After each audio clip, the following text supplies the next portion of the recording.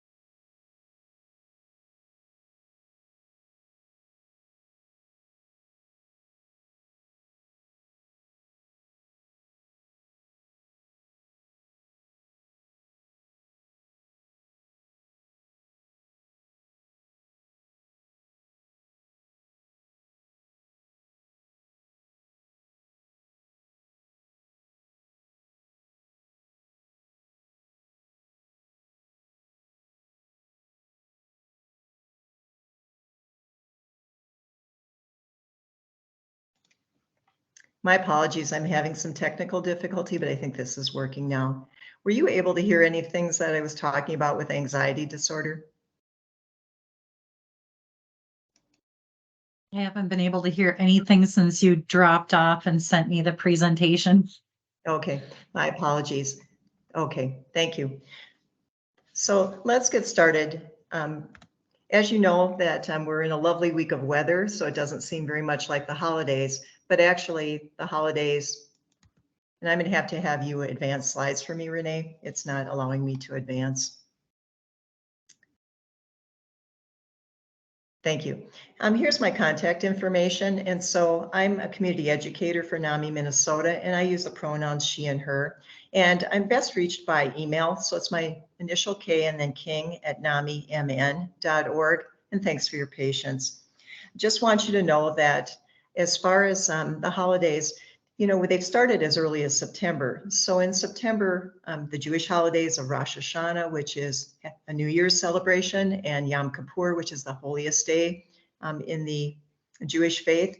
We also have Thanksgiving next week, and then we have some of the holidays in December, Kwanzaa, New Year's Eve, Christmas, just a number of celebrations. And also, it's just a time where families gather and friends. So know that we also, besides having holidays, we also have had really a hard 3.5 years. COVID is part of that. Contentious elections are part of that. We've had drought throughout the United States and other parts of the world. We also have the Gaza conflict. We also have had, you know, George Floyd's murder not too far from us. And then also just know that we've also had Ukraine as well and other issues around the world. So be gentle on yourself, not just during the holiday seasons, but throughout. Today's presentation is not about mental illness, but I do want to briefly talk a little bit about anxiety disorder. Anxiety disorder is the most common of the mental illnesses. About 18% of us manage anxiety disorder in a given year, and it's really a young onset. The average age of onset for anxiety disorders is about 11 years old. So half the people are going to develop anxiety in their life, it's before age 11, and half after age 11. And I bring it up because sometimes when we are living in the past or we're living in the future and having a hard time focusing on the present, do know that anxiety can play a role in that. And so there are different types of anxiety disorder. It's a large umbrella. And phobias are the most common of the anxiety disorders. And phobias don't usually interfere terribly badly with your life, but they can be hard. And so just know that phobias could be things like don't, or have a fear, don't like snakes, or don't like enclosed spaces, or don't like shots. But note that, you know, most people manage a life with those. Then in addition to that, there's things like social phobia. And during the holidays, when you're trying to gather with family, friends, coworkers, people that manage social phobias sometimes have trouble. And then also there's such a thing as panic disorder. And people that live with panic disorder often have panic attacks. And during a very short period of time, it can feel like you're actually dying. And so know that these are all treatable, but they are things that are part of anxiety disorders. So that's not our topic, but it helps you understand a little bit when someone has something called generalized anxiety disorder, that sometimes it's really hard to stay in the present because we ruminate a little bit about the past, or we ruminate or have some fears about the future. So that's kind of my part about a mental illness. Mostly I'd like to focus on some strategies for navigating the holidays. Next slide, please. So we're going to just explore the knowledge that you really can't change the past or return to it, nor can you predict the future. We're going to discuss a little bit how older adults and ourselves can tap into our lifetime of wisdom. And I included older adults. That's kind of my specialty area at NAMI. But I also want you to be able to help older adults in your family navigate. During COVID, you know, most of the loss of life that we've had during COVID has been people 65 and older. And so we just want you to be able to help those older adults in your family as well as help yourself. And want you to learn some strategies to keep the holiday blues at bay. And then we'll talk about some guidelines of when to seek help from professional resources when your own personal resilience and your usual coping strategies just aren't enough, because we all have some resiliency built in. If you've lived a little while, you've learned coping strategies. Even people that live with mental illnesses know what works for them when they're not doing well. Sometimes they have lack of insight because they're symptomatic and can't step back and realize that they need some help. But most of us who don't live with mental illnesses are able to use some of the strategies that we've learned over time that are helpful to us during stressful times, which could include the holidays. Next slide, please. So I found a quote from Joshua Becker. He's a blogger in the Midwest, and he said, "If you can only live one moment at a time, you might as well make it the present." And that really gave me the theme, for having a presentation that's about unwrapping the present. So it's a play on words. Certainly it's unwrapping gifts, maybe during the holidays, but it's also trying to stay in the present moment. Next slide, please. So some tips for unwrapping the present. And so one of them is, forgiveness. It could be that you maybe have some resentment from the past, maybe towards another person because of some past hurt that you had. And what's interesting is that sometimes when you're estranged a little bit, it might be from many years ago. And if you really ask the person you're estranged from, or you thought yourself, you don't even remember the details. You just remember the feeling that you were hurt and maybe there's now an estrangement. And it's hard to do. Sometimes you have to have some professional help to do it. But, it's helpful to forgive and move on because, quite frankly, perhaps you're thinking by me being estranged and not talking to someone that I'm punishing them. But in actuality, probably the person that gets punished most is you. And so by letting some of that go, it allows you to move forward. So the hurt may have been someone else's fault, that caused something like an estrangement. But, when you allow it to affect your mood today or during the holidays, our long-term health gets affected as well. And, new experiences are important and we want to move forward. And that's in our wheelhouse to be able to do that. So that's a little bit about forgiveness. As far as simplifying your life, oh my gosh, I am about ready to set my New Year's resolutions. Not everybody does it, but I set New Year's resolutions. And for the last 5 years, my New Year's resolution has been more goes out than in. I think it's a terrific resolution and I'm doing And so, you've also probably heard the terminology death cleaning. And I'm going to give you a hot tip for today. Some of you might journal, and you maybe have kept journals since you were in high school, and now you're in your 40s or your 50s. And I have to say that if you died suddenly and your family started going through your journals, I'm not sure you'd be too thrilled for them to do so. So when they call it death cleaning, and that's, it just makes me smile. It's sort of like there's probably a few things you might want to clean out just in case you have an early demise. Or certainly as you get older and you've lived in the same apartment or house for 20 years, 30 years, it's really a kind of hard to leave all that for your kids or your nieces and nephews. So do a little bit at a time, especially things you don't necessarily want others to see. Might be a chance to look at them one more time, make a copy of a couple pages you want to keep, and maybe get them into the shredder or get them into the recycling.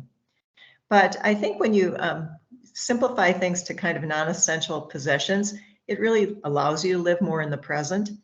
Now, I know people that at holiday time, when they're an older adult, they try, as they're trying to kind of simplify their life, they might have something that's a family heirloom or something that has really significant meaning. And what they do is that they sometimes gift those items to younger members of their generation at the holidays. And you don't have to wait till you're an older person to do that, but it might be something that's significant. For example, in my family growing up, we went most Sundays out to an aunt's house who lived on a farm. And we had these, I don't know where they were from, but we had these metal multicolored glasses, and she made something like Kool-Aid. And then we had this huge popcorn bowl with matching bowls that were kind of this metallic purple, red, blue. And one year she wrapped those up for me because it's a favorite childhood memory for me, going there every Sunday and watching TV at their house. Because they had a color TV when I was little and we didn't have one. And so she wrapped those up for me, and it was one of the most meaningful gifts that I ever received. And the other thing is simplifying your life. I had an aunt who passed away when she was 94, but when she was probably about 80, she said, "Kay, what would you like for your birthday, or what would you like for a holiday gift?" And I said, "I really don't need any more things. I have a house full of things." So I said, what would really mean a lot to me, Florence, would be for you to write a story for me on my birthday and a story for me every holiday, Christmas, that is a story about one of our family members, because she was the oldest member of my family. So I have, from age 80 till she died, probably she was able to write till she was about 92. She gave me 2 stories a year, and she would ask me each year, well, who do you want me to write about? So one time she wrote about my mom, who's her sister. One time she wrote about my grandma, who is her mother, and my grandma died before I was born, so I didn't know very much about her. One year she wrote about my dad, which is her brother-in-law. And it's interesting because the perspective of a sister-in-law writing about my dad is different than if my mom had written about my dad.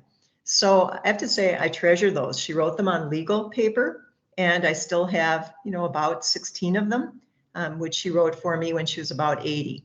And that those are much more priceless than giving me a gift card, to Applebee's. So I have to say that, that's one thing too, to simplify your life as well as to have something that you'll treasure. And also when you remove items that have past memories, that sometimes frees us up. And my mom and dad were married in the 40s, and my dad served in World War II when they were dating. And my mom lived in Minnesota, and my dad was in Kodiak Island. And so my mom kept all the letters that my dad wrote to her during World War II. My dad did not keep the ones my mom wrote because he didn't have the space to return home with them. He probably had a duffel, and that's all. And so, but when I read those letters, first of all, it's hard to realize that could be my dad. They're really romantic, and I didn't perceive my dad that way. And so I was born when they were 36 years old. But I have to say that I treasure having those letters. So when I received them, when my mom was also cleaning out her house, I put them in date order and I started reading them. And so I got a sense of my family. But my mom gave those to me before she passed away. And also, sometimes when you move to a new place, I used to move and get transferred in my jobs when I was in the hotel business. And so it always allowed me to kind of clean out before the moving van came. And so I have to say that sometimes just moving to a new place gives you the freedom really to kind of shape a new life. And so that, might be also something that's helpful. The other thing is start the day with optimism. I will give you a pointer that I do, but one thing that Renee said she would do is put some items in the chat function. And so, please, if you have any ideas on any of these tips, I would welcome them, and I'll stop from time to time and just check in with Renee. But I'll just tell you, I don't journal, but I do something that was a tip I received, and maybe it'll be helpful for you. When I get up in the morning, as I'm still laying in bed, I'm awake, but I haven't gotten up yet. I try to think about the previous day and 3 things that I'm grateful for. So some people keep, a gratitude journal. I don't write it down, but before I swing my legs out of bed, I usually think about 3 things I'm grateful. And they're not always big things. For example, I taught many classes online like I'm doing today during COVID. And I have to say that for me, I much prefer in person. So if I have a class that's in person the day before, maybe that's one of my 3 things that I'm grateful for. The other thing is just stop worrying. Isn't that simple to say and hard to do? And so I just say, I try my best to appreciate today. I try not to worry too much about tomorrow. Honestly, tomorrow's going to happen whether you worry or not. But if your worry is really persistent, you certainly could see your medical professional. Sometimes when worry is persistent, I'm not saying you live with an anxiety disorder. I'm just saying it'd be worth checking it out. And of course, one place you can check it out is something like the Employee Assistance Program. So another tip for unwrapping the present is to let go. So, even though we're living in real time, we sometimes really are carrying the baggage of old relationships.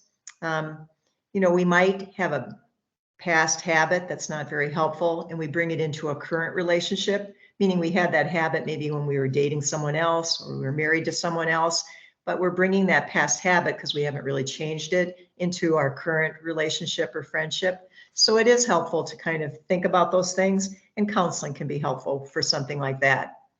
And, when we're fearful of something like anger, or we're fearful of loss because we've had losses, loss of jobs, loss of people we love, or we're not comfortable around people that raise their voice, or we're not comfortable around people that give us the silent treatment.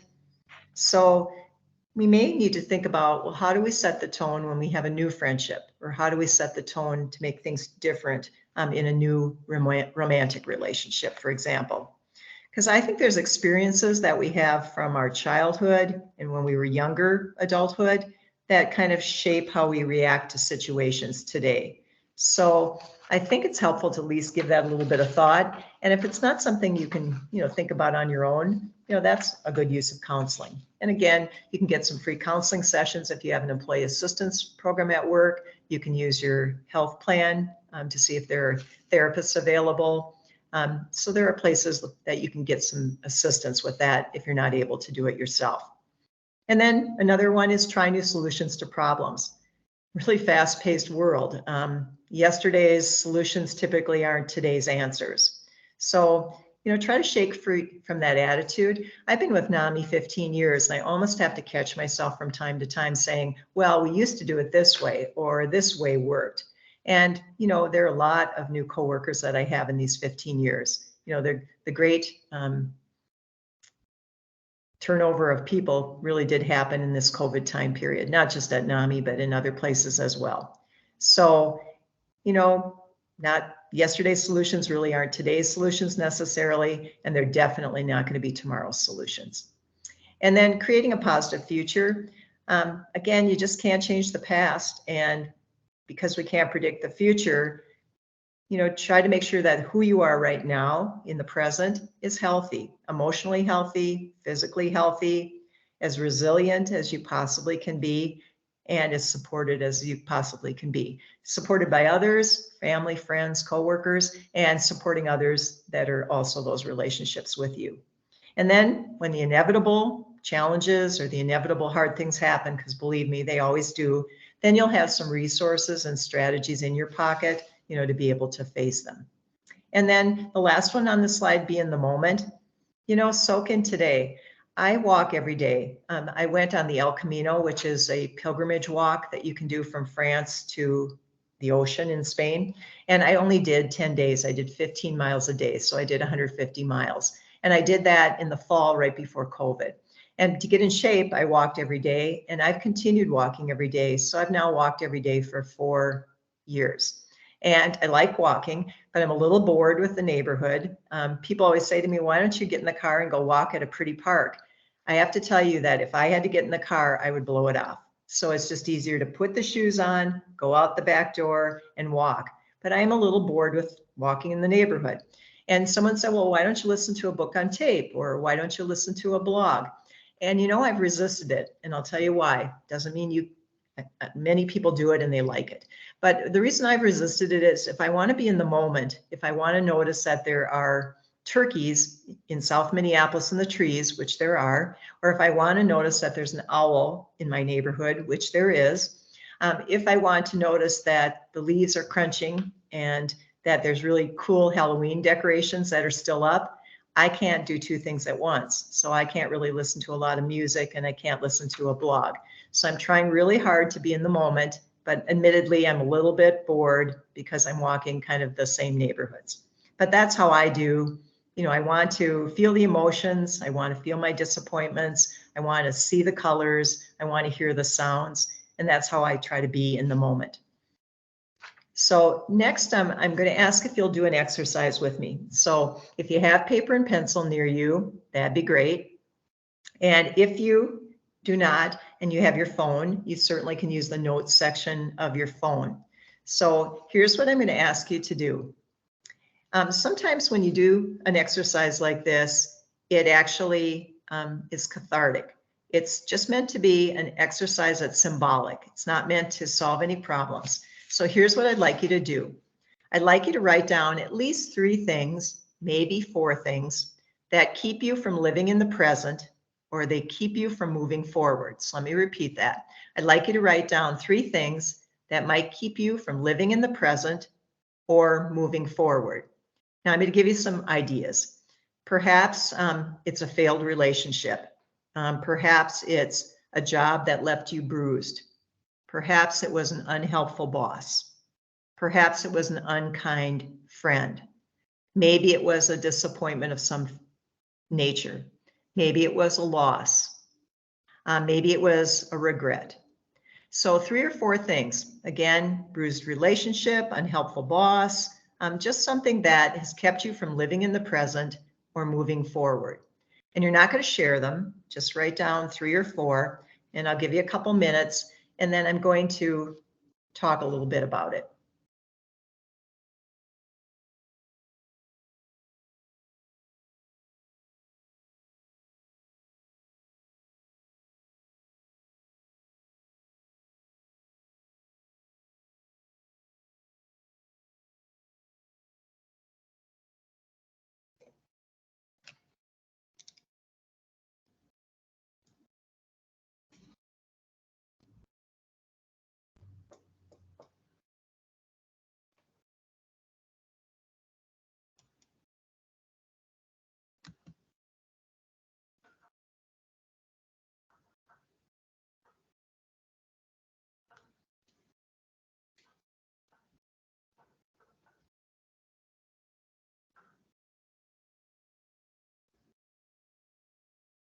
So Renee, while people are doing that exercise and finishing up, is there anything in the chat that we should talk about? There isn't anything posted yet in the chat. Thank you.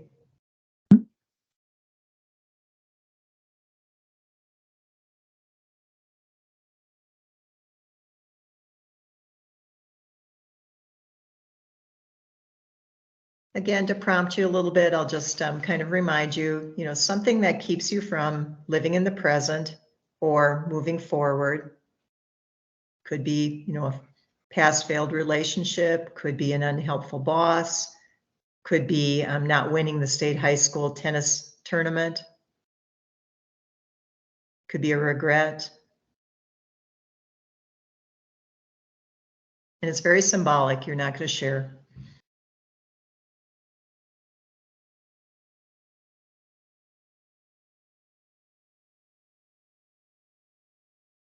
Okay, you can keep writing, but when I'm in person, I have, a large Hollywood box. I call it a Hollywood box. It's got a big bow on it and it's wrapped in wrapping paper. I call it a Hollywood box because, when you watch old movies and it's a holiday time, people never tear off the wrapping paper in the movies. They always lift the lid off.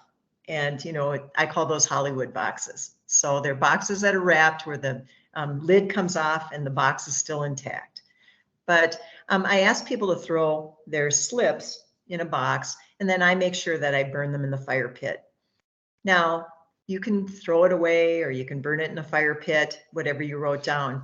But I did ask a group of older adults about 6 years ago. They didn't put their name on the slips, but I asked them if I could use their slips anonymous. I don't know who wrote them. I just know that they were all people that were 70 and older. Okay, so these are people that have lived a long life and they wrote down the very same sort of things that you have written down. So I'm just going to read these to you because it's fascinating to me that someone who is 70 years old or older, maybe some were 80, actually here are some of the things they wrote down. So here's one: losing and relinquishing my baby, not having a husband and family, my sister, feel her hatred my entire life, feeling cheated, where is my family? And that was one person that wrote that. So this is someone, I don't know anything about their story, don't know who they are, but here they are in their 70s and 80s, and they're still very sad about relinquishing a baby, perhaps when they were 15, 16, 18.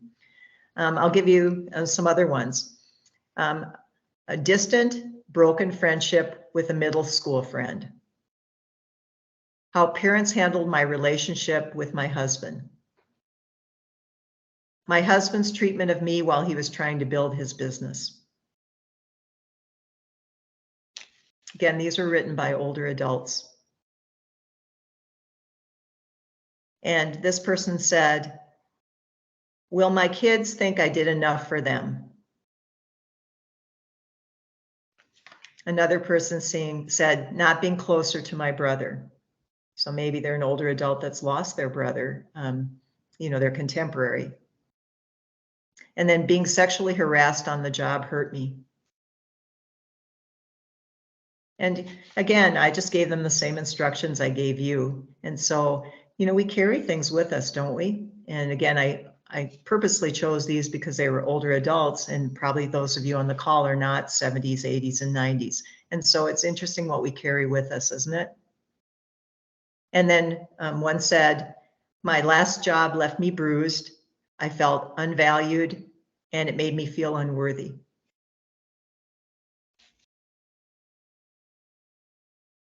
This one said, my former best friend turned into a racist and a conspiracy theorist.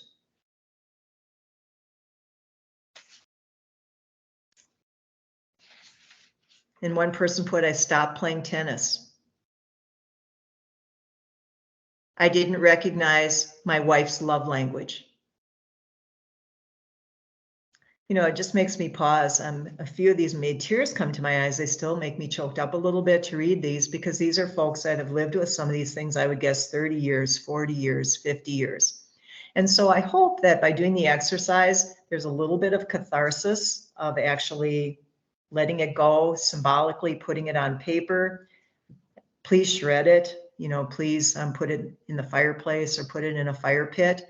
But I wanted you to at least know that we're trying to, remain in the present the best we can. And it's hard. And again, if it's hard to do and you need a little help with it, use your employee assistance program, or, please use another resource like that. So anything in the chat, that one's a little hard exercise. You don't have to share anything. Just, I would say, put it in the fireplace, shred it, do something like that. And I hope you found it a little bit helpful.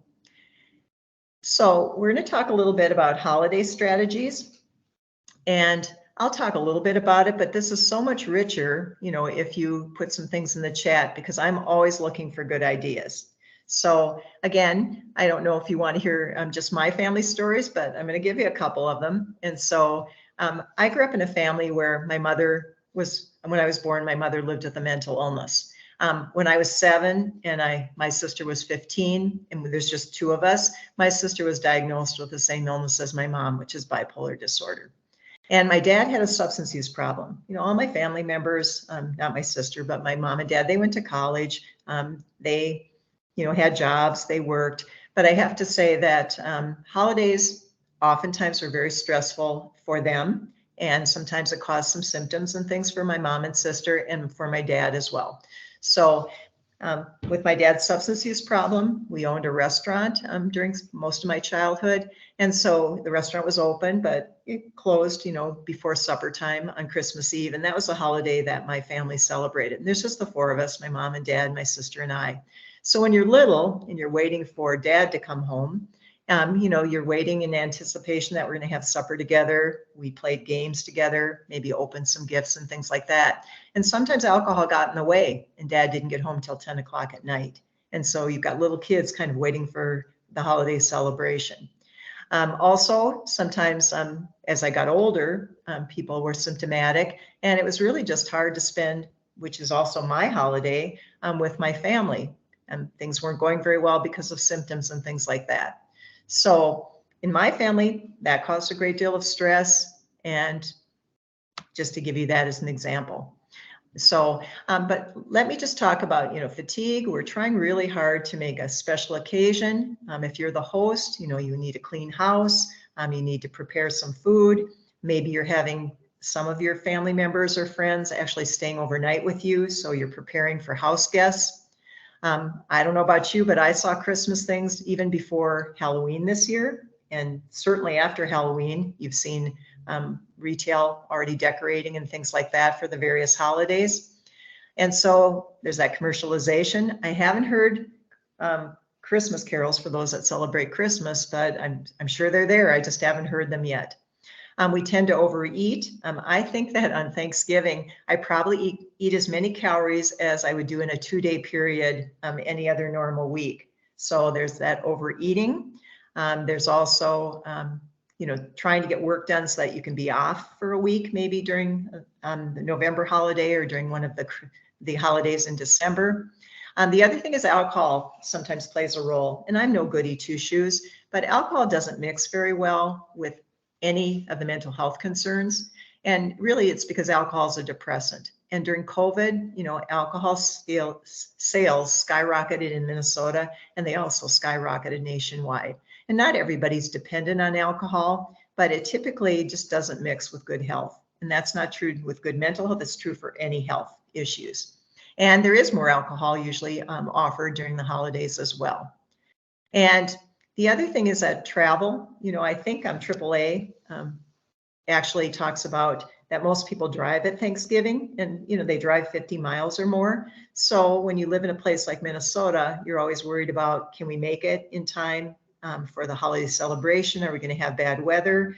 If you're flying, holiday weeks are some of the busiest flying times during the year. And you actually have to kind of have a game plan. If you need to be there on a specific day, they always suggest even flying a day or two early, because if there is a weather issue, remember Southwest Airlines last year? It was weather that caused it, but they didn't have good scheduling systems, didn't have the software. And so they were still backed up 5 days after the holidays. So you just have to plan for things like that to make it as stress-free as possible. You probably have to pack lightly, which is hard to do during the holidays, but you try to pack lightly because you don't want to check baggage, and especially if you have holiday gifts and things like that. Maybe you need to ship them in advance. It just really, the demands of the season are pretty tough. And then there's some of these unresolved issues from the past. So I'm going to give you another Kay King story. So I grew up in LeSueur, Minnesota. And so it was the holidays, and my husband and I, we headed to my hometown with one of my childhood friends from high school. And she really had a rocky past with her family. There was some molestation in that family, and she had really worked hard. She is a licensed marriage and family therapist now. And she worked really hard to work through some of those issues. And she really wanted to go for the holidays. Her mom and dad were still alive, and her siblings were going to be there. And so I personally gave her a lot of credit for wanting to do that, but she decided she'd do it. So we rode together. We dropped her off at her family house. And I expected my family holiday to go pretty smoothly. We set up a plan that if things weren't going well at her house, that she should just call and we'd pick her up and bring her over to my family's house, or we'd head back to Minneapolis. So in our house, things didn't go very well. And at her house, actually, they went pretty well. And so I had to call her and say, we need to head back. This isn't working very well at my house.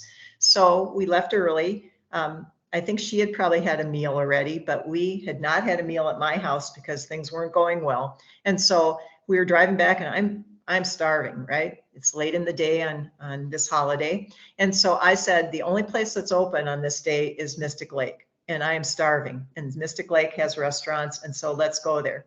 Now, you're going to smile because my friend is a licensed marriage and family therapist. She works with people that have substance use problems. She works with people that have mental health problems.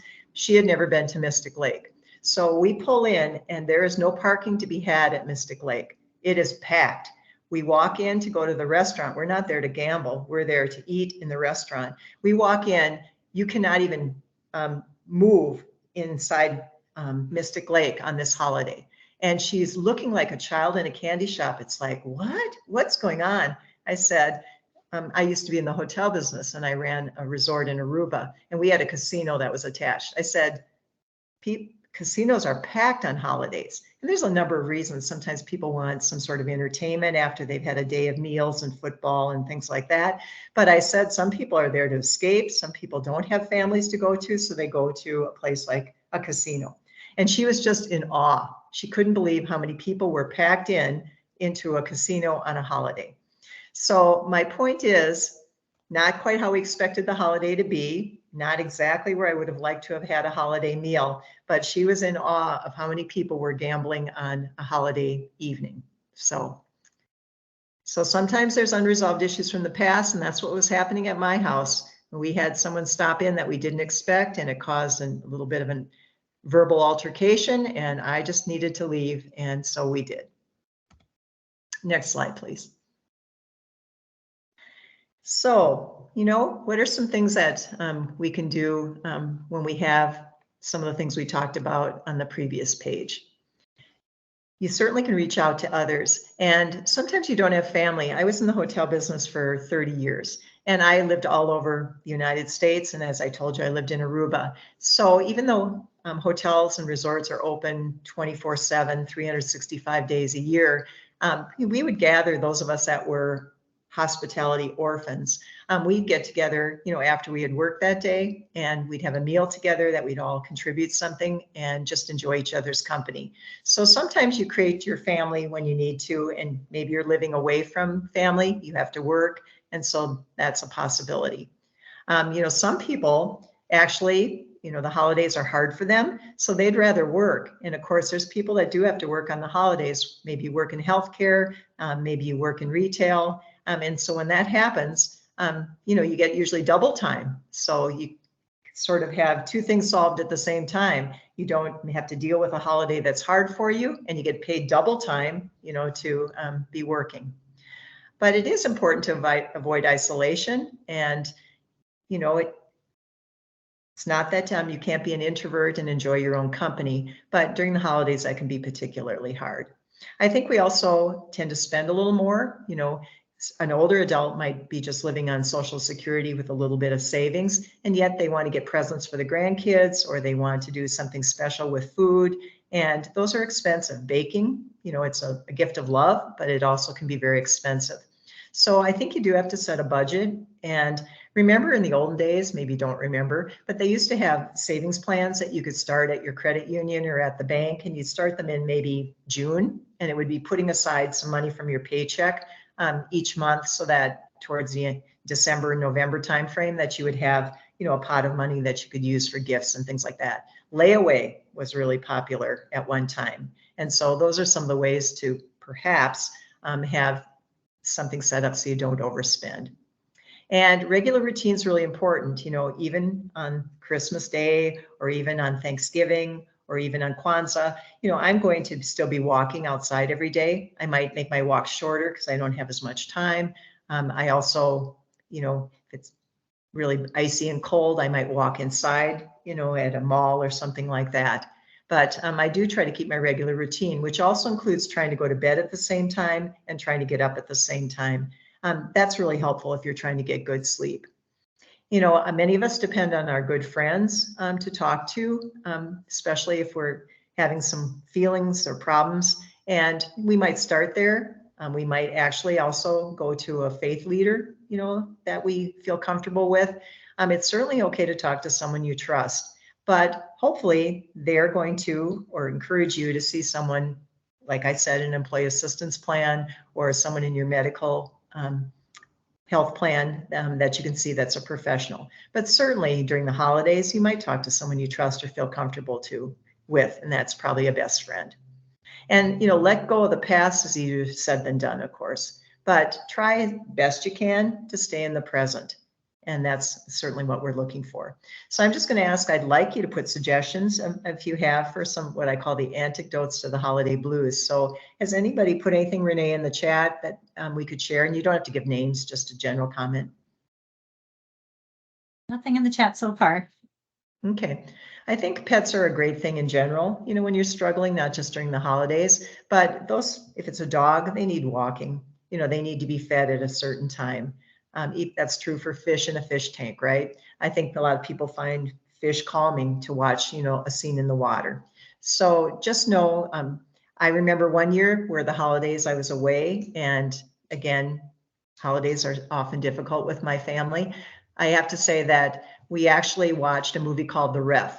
And I was actually with two people that are therapists by trade, and they love the movie The Ref. And so I highly commend it to you. And I'm just going to tell you that there are a couple in the movie. I'll give you just a short part of the plot. There are a couple in the movie that are going to therapy, and they come out of their therapy appointment, and they're getting in the car, and there's a carjacker in the back, and he tries to rob them, and he's actually wants them at gunpoint to go to their house, and he's going to rob them.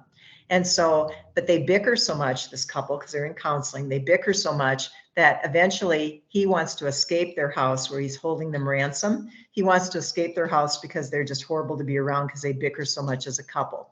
And therapists, of course, love this movie, and it's set at the holiday time. And this couple is expecting other family members to come in from out of town, and they're being held hostage in their house, and these other relatives are going to arrive. So it's called The Ref, and I think you would like it.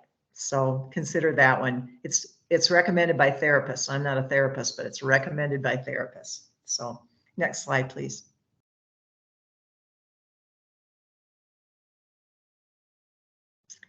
You know, sometimes when you have numbness, and I don't mean tingling in your fingers and your toes, but numbness, when I'm referring to, is you don't feel your feelings. And sometimes, you know, you have anxiety, not an anxiety disorder, but an anxiety. It's hard to sleep. It's hard for you to eat normally. It's kind of thinking about the past and thinking about the future and having a hard time staying with the present. Or you have some fears that you have, or you're eating too much or too little. Your energy level compared to your normal energy level is different. Your activity level compared to your normal, not compared to other people, but a change in yourself. If you're having trouble with concentration, memory, if you're maybe having vivid dreams or nightmares in some cases, upsetting thoughts and images, you know, that's when you need to go beyond just talking to a friend or beyond talking to maybe someone in your faith community. And that's when, you know, some of the resources I've talked about can be helpful. Next slide, please. If you have something like diabetes, you have something like high blood pressure, you have something like MS, multiple sclerosis, maybe an older adult has Parkinson's disease, those can be considered some chronic health problems. And when some of these additional stresses and things change some of your numbers, you know, your blood sugar numbers or your blood pressure numbers, and things like that, you know, then it's time to get in to see your family practice doctor, you know, whoever you see, a nurse practitioner, a family physician. For children, it might be a pediatrician. If you notice that you're short-tempered, or you notice, or people tell you that are close to you that they've noticed a change, you know, that's when you seek help. It could be another issue. You know, sometimes things that look like mental health problems can be things like an underactive thyroid. So it's just good to get a good workup and get in if possible.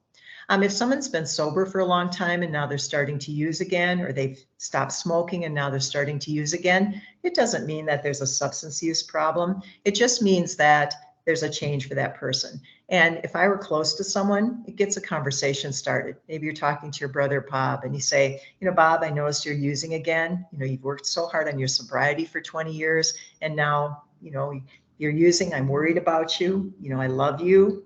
Anything I can do to help, right? That's how you start a conversation. And oftentimes people feel anxiety or feel stress in their body first. And it's also what we're most comfortable talking about. So it could be that you're having some headaches. Maybe you've had migraines in the past and they've been at bay with a number of things that you've done to help reduce them, but now you're getting them again. It could be that you have aches and pains, a racing heart. It's not for us to diagnose anyone. Really, you just want to encourage someone to get some help. I'm a first aider. I think I'm a good one. And so I just want to be the bridge to connect people to the help they need. I don't try to diagnose my brother-in-law. I just want to be the bridge to connect people to the help they need. Next slide. So, you know, it's hard to get in. There's waiting time to get in to see therapists. And it is important, though, to learn, if you do have an EAP program, what the resources are. And at NAMI, our benefit plan, which includes an employee assistance program, starts in October. So it's one of the most underutilized benefits that we have. Most people don't use it. It is anonymous. The company gets a listing of how many people use the service in a year, but they don't have the names of the people that use the service. So think about what's your support system. It might be friends, family, coworkers, and take advantage of them if you can. Next slide, please. So what helps when you have major depression or any other things like anxiety? Medication can help. It's not the first line of treatment always. Talk therapy is very helpful. Learning as much as you can about mental health things, and getting support from friends, family, faith leaders. Those are all helpful. Sleep is really important. Eating well is really important. Your relationships with others. Some sort of movement, doesn't have to be formal exercise, could be gardening, could be walking, could be shoveling, could be lots of different things. And spiritual connections also do help. Doesn't have to be traditional faith. Any sort of spiritual connection is helpful. Pets are helpful. So next slide, please. And then one of the things that is going to be sent to you by Renee is crisis resources. And the ones you really need to know, but there's many more on there, is 988. It is 24/7. And 988 actually is 5 call centers in Minnesota. It's a national number, but 5 call centers in Minnesota. And so when you use an area code on your phone, that's a Minnesota area code, you'll go to one of the 5 call centers. And they can coach you if you're having the mental health concern or crisis, or they can give you some coaching to help someone else that you care about. And so have 988 in your phone until you memorize it. And then you can text 988. You can also call 988. And 911, is the police or the sheriff's department. And if it's a mental health emergency, and maybe there's a wait for the mobile crisis teams in Minnesota, because we do have a mobile crisis team for mental health in every county. And sometimes there's a wait. So 911 might be helpful if the person is in imminent danger.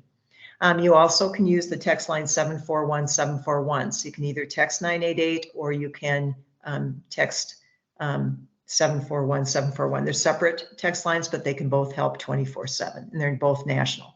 So the sheet I'm going to have Renee send out has also warm lines on it, and those are not for mental health crisis, and they have set hours. They're not 24/7, but when people are lonely, particularly in the holidays, the warm lines can be very helpful. So that will be on this crisis resource sheet that she sends to you. Next slide, please. We have suicide prevention classes. You can take those from NAMI. The one that's called QPR is offered online, and that's offered at least twice a month. So if you've never taken a suicide prevention class, consider it. Next slide, please. There's family classes at NAMI that you can take if you're a family member. You can take an 8-hour mental health first aid class. At Minnesota Safety Council, you have an instructor there that teaches mental health first aid, and that can be very helpful. I've taught it for 16 years. There's community mental health centers in different cities, Fergus Falls, International Falls, downtown St. Paul. So you can find a community mental health center if you need therapy and you can't somehow find that through your insurance plan. Next slide, please. So this is just showing what mental health first aid. There's an older adult version. There's a version that's just called adult mental health first aid, and there is someone at the Safety Council. So you can skip ahead 2 slides if you would, please, Renee. These are national information, but I can help you. You can certainly contact me for more information. SAMHSA is a good government agency. SAVE is a national organization for suicide prevention. And next slide, please. You can find a psychiatrist at the Minnesota Psychiatric Society. That's the Professional Association for Psychiatrists in Minnesota. You can find a psychologist through the Minnesota Psychological Association, but it's really most important to check your health plan because you aren't going to pay cash for those providers. You'll want to use your health plan. Next slide, please. So we have a walk every year. We have volunteer opportunities. We have a helpline during business hours. Please use NAMI Minnesota as a resource. And last slide. You can volunteer with us. We use volunteers for tech support. We use volunteers at our walk every year. And so please consider joining us if you have an interest in mental health. And last slide. Here's my contact information. You can take a photo of this, but you can reach out to me and I'll put you in touch with someone. Thanks for staying with us. I'm sorry I had tech difficulties. And then also Renee is going to send out the resources and an evaluation form. So I'd be really grateful if you filled that out. So best wishes on the holiday. I hope you really have a wonderful Thanksgiving next week. I also hope that you'll take good care of yourself and try to do your best to remain in the present. It's hard, but try your best. So really appreciate the opportunity, and I'll stay on for a few moments if anybody needs a resource or questions. Thanks so much. If anyone has any questions, you can go ahead and put it in the chat. Otherwise, thank you, Kay, for your time today and for presenting to us. You can find the recording of this session and any handouts. They'll be posted on the Minnesota Safety Council website in a day or so. And also watch your inboxes for the session evaluation. I've also posted it here in our chat function. So thank you, everybody, for your time.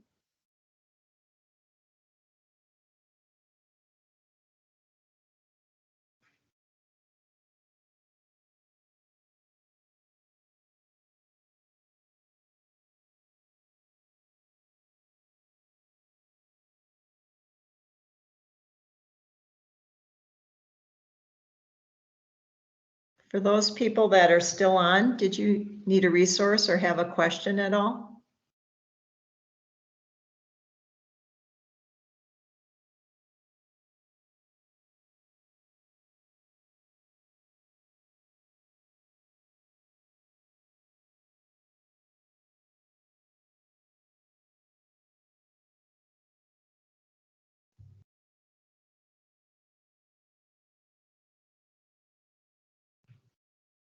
Can I help anyone with a resource or a question that you might have or a comment?